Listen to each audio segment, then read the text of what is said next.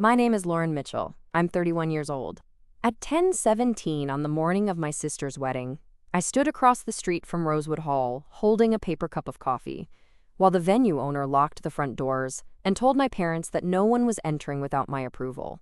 My sister was already in the bridal suite van, or what she thought would become the bridal suite van, because the actual bridal suite was inside the venue, behind two polished oak doors, and those doors were now locked from the inside. The sky was pale blue, the kind of bright, merciless blue that makes every disaster look too clear. White roses had been delivered to the side entrance in tall plastic buckets. A violinist in a black dress stood near the gate, holding her case and looking like she had made a terrible career choice.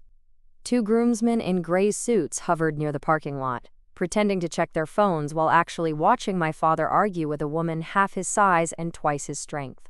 The woman was Eleanor Price. She owned Rosewood Hall.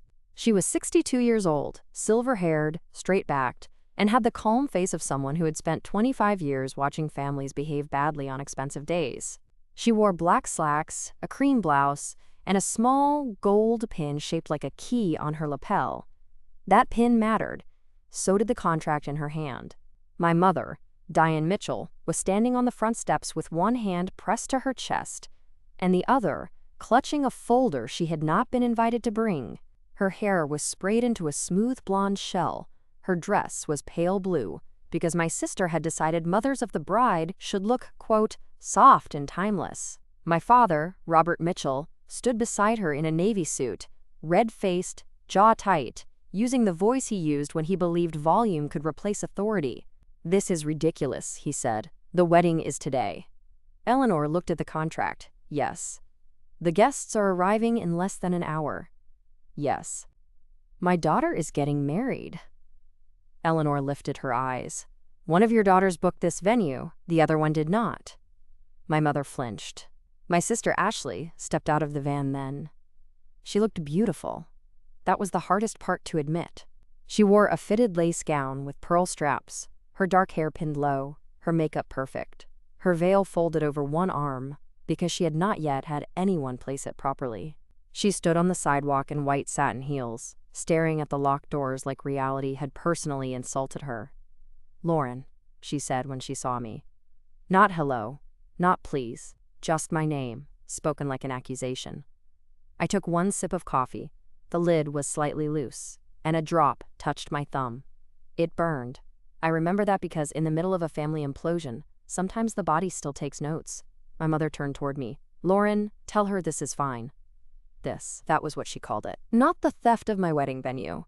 Not the months of pressure. Not the forged email.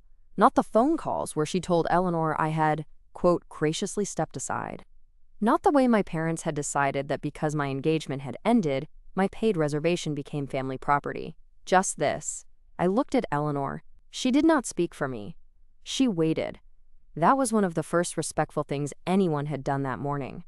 My father pointed toward the doors. "Lauren, this has gone far enough." I looked at him. "No," I said. "It went too far when you gave Ashley my wedding venue." Ashley's face crumpled. "You weren't even getting married anymore." The words landed on the sidewalk between us. Sharp, public, familiar, because that had been the family argument for 8 months. My fiancé left. My wedding did not happen. Therefore, everyone believed my grief, my money, my contract, and my dream were available for reassignment. My mother moved toward me. "Sweetheart, don't punish your sister because your life changed." I looked at her. "You mean because Paul cheated?" She closed her mouth. The groomsmen stopped pretending to check their phones. My father said, "This is not the place." I looked at the locked doors of Rosewood Hall. No, this is exactly the place. What they didn't know was that Eleanor had already called me at 7:30 that morning. She had found the attempted reservation transfer in her system. She had found the email my mother sent pretending to speak on my behalf. She had found the final payment receipts in my name. She had found the signature page with my initials, my deposit, my cancellation terms, and my contractual right to approve any transfer. And she had found the one sentence my parents never thought would matter. Reservation may not be reassigned, substituted, transferred, gifted, or altered without written approval from the named contracting client. Named contracting client. Lauren Mitchell. Me. So when my sister arrived in her wedding gown, with photographers, florists, musicians, bridesmaids, and 200 guests already on their way, the venue owner did not ask my parents what they had promised. She checked the contract. Then she locked the doors. This is that story. Before I take you back to the beginning, I want to ask you something. Where are you watching from? And what time is it there? I always wonder how many women are listening after their families treated their pain like unused space, their money like shared property, and their silence like permission. If stories about women who were dismissed, betrayed, and quietly took their power back mean something to you, leave a comment, like this video, and subscribe to Ultimate Revenge. But before I tell you what happened on my sister's wedding day, I need to take you back to the beginning. I grew up in Franklin, Tennessee, in a brick house with white columns, a magnolia tree, and a mother who believed daughters were measured by how well their lives photographed. My parents had 2 daughters. Me first, Ashley 4 years later. I was the careful one, Ashley was the beautiful one. That is not bitterness. It is family history. When I was 8, I won a school writing contest. My mother said, "Lauren has always been thoughtful." When Ashley was 4 and walked into a room wearing a tutu and 1 rain boot, my mother said, "Look at her, she just has sparkle." Sparkle got attention. Thoughtful got assigned responsibilities. I helped set tables. Ashley posed for pictures. I remembered Grandma's medication schedule. Ashley forgot birthdays and was forgiven because she sent voice notes afterward that made people laugh. I worked summers. Ashley needed rest after cheer camp. I bought my first used car with savings. Ashley was given one because my father said safety mattered. I do not think Ashley was born cruel. I think she was raised inside a spotlight and mistook warmth for ownership. Our mother, Diane, managed that spotlight. She adored beauty, status, weddings, announcements, coordinated outfits, and any event where she could turn family into a brochure. My father, Robert, was a commercial real estate broker who treated money like a ranking system. He admired success when it looked like his version of success and dismissed anything quieter as temporary. My life was quieter. I became an elementary school reading specialist. I loved helping children decode words, watching the exact moment a sentence stopped being symbols and became meaning. I did not make a fortune. I did not wear designer heels. I did not post much online. My apartment was small but warm, with bookshelves, plants, and a kitchen table I refinished myself. My parents called it sweet. Ashley's life was never called sweet. It was called exciting. She became a lifestyle content manager for a boutique skincare company, which meant she understood lighting, captions, visual storytelling, and how to make a Tuesday coffee look like a milestone. She was not unintelligent. She was sharp in ways people underestimated. But she had learned that wanting something loudly often worked better than earning it quietly. Then I met Paul. Paul Mercer was 34, a civil engineer, gentle on the surface, orderly, and the kind of man who remembered to bring flowers but forgot to ask questions that mattered. We met at a literacy fundraiser, where he was volunteering through his company. He helped me carry boxes of donated books to my car. He asked about my work. He listened. Or I thought he did. After dating for 2 years, he proposed on a Saturday afternoon in the reading garden outside the library where I worked. It was not flashy. No drone, no violinist, no hidden photographer. Just Paul, a ring, and the old stone bench where we had eaten lunch on our 3rd date. I said yes. For the first time in my life, my mother looked at my future as if it belonged in her scrapbook. Within 48 hours, she had a wedding binder. Within a week, Ashley had created a mood board. Within 2 weeks, my father asked whether Paul's family was, quote, comfortable contributing. I wanted a small wedding, not tiny, but personal, warm, and meaningful. My mother wanted timeless Southern elegance. Ashley wanted editorial romance. My father wanted reasonable optics. Nobody asked what I wanted without translating it into what would look better. Then I found Rosewood Hall. It sat on 12 acres outside Franklin, a restored 1890s estate with white porches, tall windows, old oak trees, and a ballroom with wide plank floors that glowed golden at sunset. The ceremony lawn overlooked a pond. The bridal suite had blue wallpaper and a clawfoot tub no bride would ever have time to use. The reception hall opened onto a terrace strung with lights. The first time I walked through it, I cried. Not dramatically, just one quiet tear before I could stop it. Paul squeezed my hand. "This is it," he said. I believed him. The owner, Eleanor Price, gave us the tour herself. She walked slowly, explaining rain plans, vendor rules, deposit schedules, insurance requirements, guest capacity, and contract terms. My mother asked about floral installations. Ashley asked whether the staircase could be used for photos. My father asked about parking liability. I asked about the library.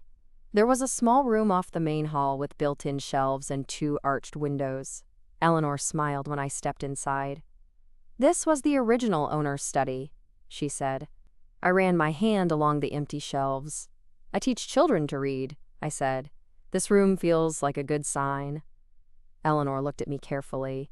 "Then remember that feeling when the planning gets loud." I should have listened more closely. The venue cost more than I wanted to spend, but I had savings. Paul and I agreed to split wedding expenses carefully. My parents offered to contribute, but I declined for the venue deposit. That decision saved me later. At the time, my mother was offended. "Lauren, we want to help. You can help with flowers or rehearsal dinner. I want to pay for the venue." My father frowned. "That makes no sense." "It matters to me." "Why?" "Because I wanted one thing in my wedding that could not be renamed as family generosity." I did not say that. I said because I can. I paid the deposit, $8, $500, then 2 scheduled payments, then the final venue balance. All from my account. Every receipt had my name on it. The contract had my name only. Paul's name was listed as groom for event details, but I was the client. Lauren Mitchell. Named contracting party. Eleanor pointed that out when I signed. "People get emotional around weddings," she said. "Contracts keep emotion from changing ownership." I smiled politely, not understanding how much I would later owe that sentence. My symbolic object in this story was a brass venue key. Not a functional key to Rosewood Hall. Eleanor did not give those out. It was a decorative key attached to the welcome packet, tied with blue ribbon, stamped with the venue logo. Every couple received one as a keepsake after booking. I kept mine on my desk. For months, when planning became overwhelming, I would hold that brass key and remember the study, the shelves, the golden floor, the feeling that something in my life could be chosen by me. The wedding date was set for May 18th. Then, in September, everything cracked. I found out about Paul through a hotel receipt. Not lipstick on a collar. Not an anonymous message. Not a dramatic confession. A receipt. He had used our shared credit card by mistake at a boutique hotel in Nashville on a night he told me he was at a project site outside Murfreesboro. I called the hotel, thinking it was fraud. The receptionist confirmed the charge. 1 room. 2 guests. When I confronted him, he did what weak men do when caught with strong evidence. He became sad. He said he felt disconnected. He said wedding planning had overwhelmed us. He said the woman understood pressure. He said it only happened twice. Then 5 times. Then not emotional. Then not about you. I remember sitting at my kitchen table with the receipt between us and thinking how strange it was that paper could be so thin and still slice a life in half. I ended the engagement that night. Not because I was brave immediately. Because something in me understood that marrying him would turn betrayal into a room I paid to decorate. My parents were horrified. At Paul, briefly. At me, longer. My mother's first question was, can counseling help? My father's was, how much money is already committed? Ashley's was, what happens to the venue? I looked at her. My relationship just ended. She gave me a wounded look. I know, I just mean logistically. Logistically.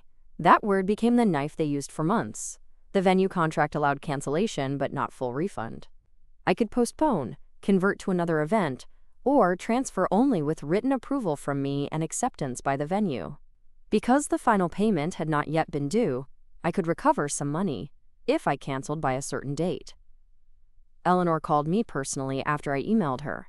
"I'm sorry," she said. "Thank you. What would you like to do?" I did not know. That was the honest answer. I had lost a fiancé, a future, a wedding date, and the version of myself who still believed being careful prevented humiliation. "I need time." "You have until January 15th before the cancellation terms change." "Okay." "Lauren," she said, "do not let anyone rush you. This contract is yours." I wrote that sentence down. This contract is yours. My family did not accept time. By October, Ashley was engaged to a man named Cole Warner, a charming restaurant consultant with a good jawline, family money, and apparently the timing of a tornado. He proposed during a weekend trip to Charleston with a ring Ashley had helped design, but pretended was a surprise. My mother almost levitated from joy. My father started calling Cole son after 10 days. Ashley posted a video with candles, champagne, and tears that somehow included 3 camera angles. At Sunday dinner the week after her engagement, my mother said, "We need to discuss something as a family."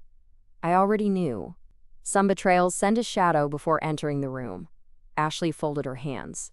"I don't want to hurt you." That sentence usually means the speaker has decided to proceed. My father cleared his throat. "Rosewood Hall is paid for." "Partially," I said. My mother smiled gently. "And you are not using it." I looked at her. "I haven't decided." "Lauren," Ashley said, "be realistic." That word, realistic. It means accept what other people want because they've decided your grief is inefficient. Ashley continued. "Cole's schedule is crazy. His family has people flying in. Rosewood has no other Saturdays until next year, and it would be such a waste." "A waste of what?" I asked. My father answered, "Money." "My money." He frowned. "Family money, eventually." "No." My mother sighed. "Honey, nobody is trying to take anything from you. We're trying to make something beautiful from a painful situation." "For Ashley." Ashley's eyes filled instantly. "That's not fair." "What part?" She looked at our mother. My mother reached for her hand. "You are hurting, Lauren. We understand that. But Ashley shouldn't have to delay her happiness because Paul turned out to be a disappointment." I sat back. Paul had cheated. Ashley had become inconvenienced. That was the family math. I said no, calmly, clearly, repeatedly. No, I was not transferring the venue. No, I had not decided whether to cancel. No, Ashley could book another venue. No, my paid contract was not available because her timeline looked prettier with it. For 3 months, they worked on me. My mother cried. My father lectured. Ashley pleaded. Cole sent one polite text saying he did not want family tension and respected whatever I chose. I believed him for about 12 hours until Ashley told me he had already asked his groomsmen to save the date. My mother began referring to Rosewood as the family venue. My father said I was letting bitterness cloud judgment. Ashley said, "You don't even want to get married anymore." I said, "I wanted to marry someone who didn't cheat. That is different." She cried again. At Christmas, my mother cornered me in the pantry while everyone else opened gifts. "Lauren, your sister is losing sleep." "So am I." "She's afraid you want her to suffer because you are suffering."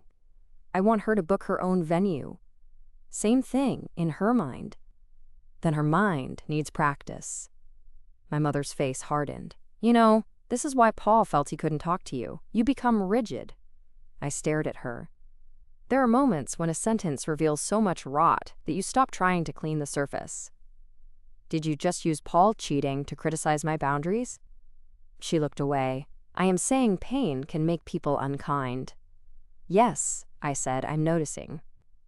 The final payment deadline for Rosewood was January 15th. On January 12th, I decided not to cancel yet. Not because I still expected a wedding. Because Eleanor offered an alternative. "You can convert the event to a private celebration within 12 months, she said. "Birthday, charity dinner, family gathering, work event. Or you can hold the date temporarily and decide later. You paid for time and space. It does not have to become someone else's wedding." Someone else's wedding. I felt the phrase in my bones. Can I keep it? Yes. Without telling my family what I'll use it for? It is not their contract. I paid the final balance. My hands shook when I clicked confirm. It was a lot of money. More than I wanted to spend on a day that no longer existed. But grief is expensive, whether you pay in money or self-erasure. I chose money. My parents found out because my mother called Rosewood pretending to, quote, help update vendor details. Eleanor did not release information. She called me afterward. Lauren, she said, your mother requested changes to your event. My stomach tightened. What changes? Bride name, groom name, floral contact, timeline. Guest count. I closed my eyes. She tried to switch it. Yes. What did you tell her? That I speak only with the named client. A pause. Then Eleanor said, this may not be the last attempt. It won't. Then I am adding a password to your file. I almost laughed. A wedding venue password. Families make passwords necessary. The password was Bluebird. Grandma loved bluebirds. I chose it before I thought too hard. After that, my parents escalated. My father called me selfish. My mother called me wounded. Ashley called me jealous. I stopped taking their calls.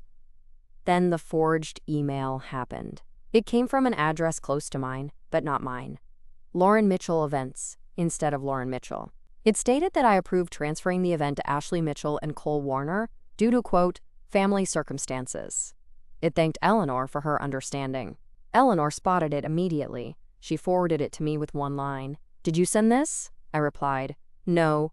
Then I called her. Her voice was calm, but colder than before. Lauren, I am documenting this. Can you tell who sent it? It came from a new email address. We cannot prove who created it from here, but we can refuse it. Do I need a lawyer? You may want one. I did. Her name was Nora Bellamy, a contract attorney recommended by a friend from work. Nora reviewed the contract, the email, the receipts, and the family messages I had saved. She said, the venue is yours. Your family has no rights here. The attempted impersonation is serious. I don't want criminal drama. Then at minimum, we send a formal notice to your parents, your sister, and the venue confirming no transfer is authorized and any representation otherwise is false. Do it. The letter went out in February. My parents did not respond in writing. They called. I did not answer. Ashley texted, I cannot believe you got a lawyer involved in my wedding. I replied, you got a lawyer involved when someone pretended to be me. No response. For 2 weeks, there was silence. Then wedding invitations went out. Ashley Mitchell and Cole Warner, May 18th. Rosewood Hall.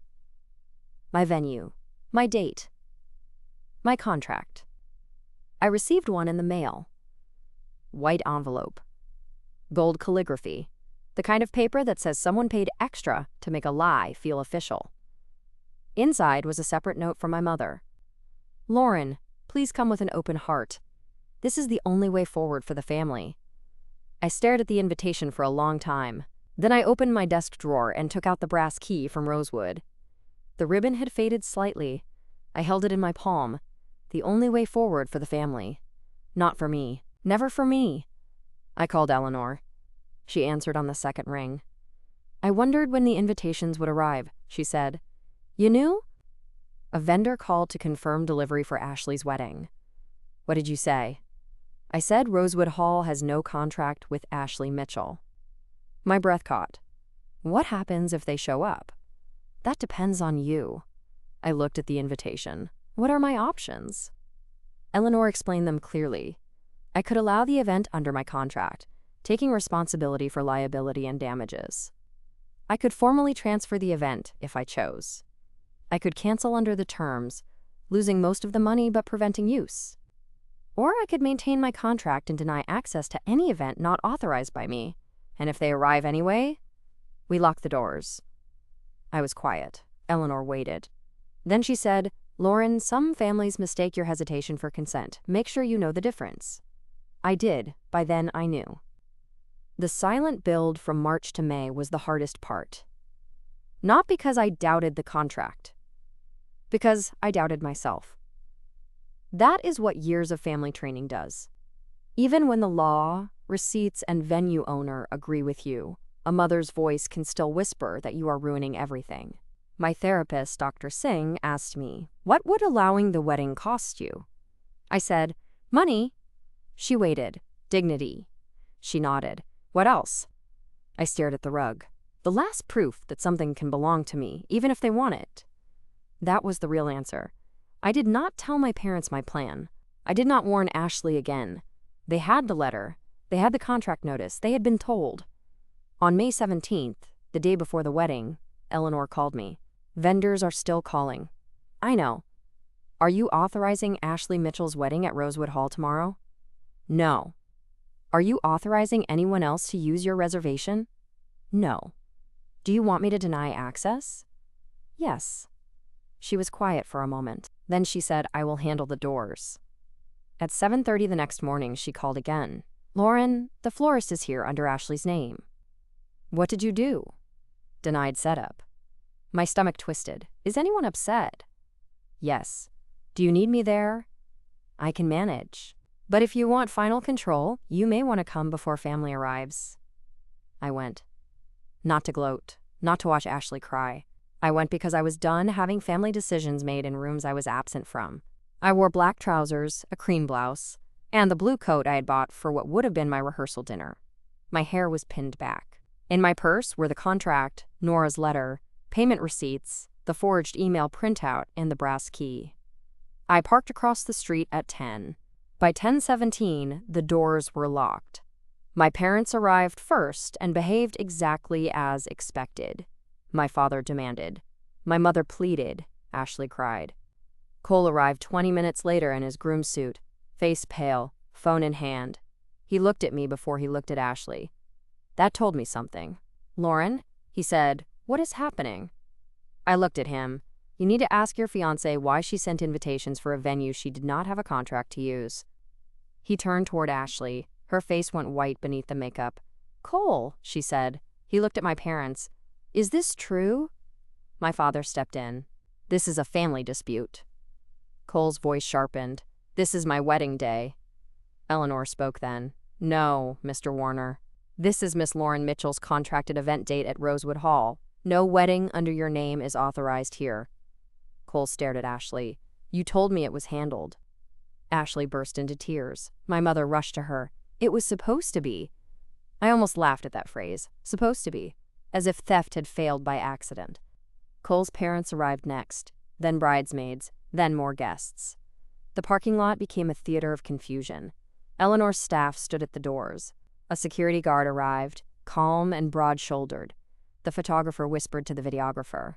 The florist sat on a bucket of roses and called someone in tears. My father tried one final approach. He came across the sidewalk toward me. Lauren, enough. You have made your point. I looked at him. What point is that? That you're hurt? No. That you're angry? No. That you can control this? I looked at the venue behind him. Yes. His face tightened. Then use that control generously. I stepped closer, lowering my voice so only he and my mother could hear. I did. I allowed you months to stop lying. My mother cried harder. Lauren, please. Guests are here. Then tell them the truth. We can't. Then let them learn it at the locked door. Ashley came toward me in her wedding dress, veil now pinned crookedly by someone with shaking hands. Lauren? She sobbed. Please don't do this. I looked at my sister. For a second, I saw the little girl with sparkle, the one the family had built a world around, the one who learned that tears moved walls, the one who maybe never understood that other people had doors. I'm not doing this, I said. I am not authorizing what you did. You weren't using it. I paid for it. You didn't need it anymore. I needed to decide that. She cried silently. Cole spoke from behind her. Ashley, did you know Lauren never agreed? She turned slowly. Cole, I thought you would come around. That sentence ended more than the venue argument. Cole's face changed. You let me invite my family to a venue you did not have permission to use because you thought your sister would be pressured into agreeing? Ashley looked at my mother. My mother said, we all believed Lauren would do the right thing. Cole looked at her. No, you believe she would fold. There are moments when a stranger sees your family clearly enough to make you feel both relieved and ashamed. Eleanor stepped forward with the contract. I will say this once for everyone who needs to hear it. Rosewood Hall's contract today belongs to Lauren Mitchell. The venue has not been transferred. The attempted transfer was denied. The client has not authorized entry. Therefore, the doors remain closed. A guest near the walkway whispered, "Oh my God." Someone else said, "They stole her venue?" My mother turned sharply. "Nobody stole anything." Eleanor looked at her. "Then what would you call attempting to use something paid for by someone else without consent?" My mother had no answer. The public payoff was not screaming. It was logistics. Vendors packing flowers back into vans. Guests checking phones for alternative locations. Cole's father calling a hotel downtown. Ashley sitting in the bridal van while her makeup artist tried to fix tears with a sponge. My parents standing on the lawn of a venue they had promised and could not open.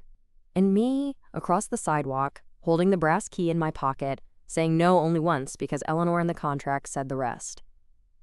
At noon, Cole postponed the ceremony. Not canceled. Postponed. He found a hotel ballroom available that evening for a small legal ceremony and dinner. Half the guests went. Half did not. The flowers were reduced. The photographer charged extra. Ashley's perfect day became a cautionary story before cocktail hour. My family blamed me for the first week. My mother left voicemails. "You humiliated your sister. You have no idea what you've done. One day you will need family." My father sent one email. Subject: consequences. "Lauren, I hope the satisfaction was worth the damage." I replied with one sentence. The damage was in the attempt, not the refusal. Ashley sent nothing for 9 days. Then she appeared at my apartment. No makeup. Hair in a messy bun. Sweatshirt. Face tired in a way beauty cannot fully hide. I almost did not open the door. Then I did. She stood in the hallway holding the invitation I had received. "I lied to Cole," she said. I leaned against the doorframe. "Yes. I told him you said yes. Yes. I told myself you would." "I know," she cried, but differently this time, less performance. More collapse. "Mom said you'd never really stop it. She said you were just making us respect your feelings first." That sounds like Mom. I wanted that venue. I know. I hated that you had it. That was the first fully honest thing she had said. I waited, she continued. "I hated that even after Paul cheated, you still own something beautiful. I know that sounds awful." "It is awful." She nodded, crying harder. Cole moved out. I looked down. "I'm sorry. He says he doesn't know if he can marry someone who would build a wedding on a lie. He's asking a fair question." She flinched. "I know." We stood in silence. Then she said, "I'm sorry I tried to take it from you." Not, "I'm sorry you were hurt." "No, I'm sorry it got messy. I'm sorry I tried to take it from you." I nodded. "Thank you." She waited, maybe for comfort. I did not give it. Not because I wanted her pain. Because I was no longer willing to make my forgiveness a pillow someone could collapse into before doing the work. My parents took longer. My father eventually called after Eleanor's attorney sent a warning letter about the forged email and unauthorized vendor representations. Suddenly, his tone changed. "We need to make sure this does not become bigger than necessary." It became bigger when someone impersonated me. "Do you really want to pursue that?" "I want written acknowledgement and reimbursement for legal fees." He scoffed, then paid. My mother mailed a handwritten note 2 months later. "Lauren, I am sorry I let Ashley's wedding become more important to me than your consent. I thought I was saving a family event. I see now I was helping take something that belonged to you. I read it twice, then placed it in the folder. Not healed, filed. As for Rosewood Hall, I did use it. In December, I hosted a literacy fundraiser there for the children's reading program at my school. Eleanor gave me vendor recommendations. Mara helped organize book donation tables.